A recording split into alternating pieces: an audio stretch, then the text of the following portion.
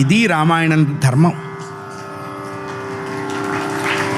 తల్లిదండ్రుల మీద దయలేని పుత్రుండు పుట్టనేమి వాడు గిట్టనేమండి.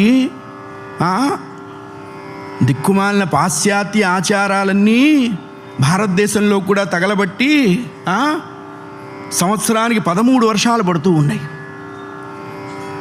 మనం బ్రతికి ఉండగా మన తల్లిదండ్రులు అనాథాశ్రమాల్లో ఉన్నారు అంటే మనం చచ్చిన వాళ్ళతో సమానము, అనుమానమే లేదు, రాసుకోండి.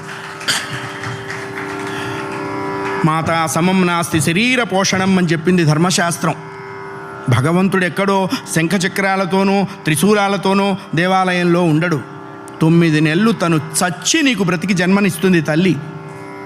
దేవాలయానికి వెళ్ళినప్పుడు దేవుడు కనపట్టలేదు నాన్న అని మనం ఏడిస్తే ఆ తండ్రి వాడి భుజాల మీద మనల్ని కూర్చోబెట్టి దేవుణ్ణి చూపిస్తాడు. అప్పుడు మనకి తెలుస్తావు మనం కూర్చున్నదే భగవంతుడి భుజాల మీద అని.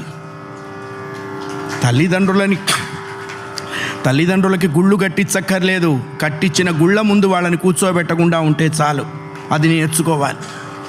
మనం బ్రతికుండగా వాళ్ళ అనాథాశ్రమాల్లో ఉండటం ఏంటండి? ఇంకంతకంటే పాపం ఏదైనా ఉందా? కాశీలో యజ్ఞం చేస్తే వస్తుందా? రామేశ్వరంలో అన్నదానం చేస్తే వస్తుందా? జన్మనిచ్చిన తల్లిదండ్రుల ప్రధానము. వాళ్ళని నువ్వే సేవించాలి.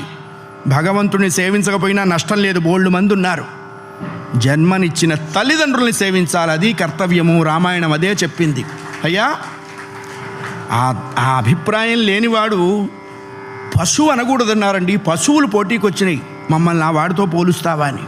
అంతకంటే నీచుడు.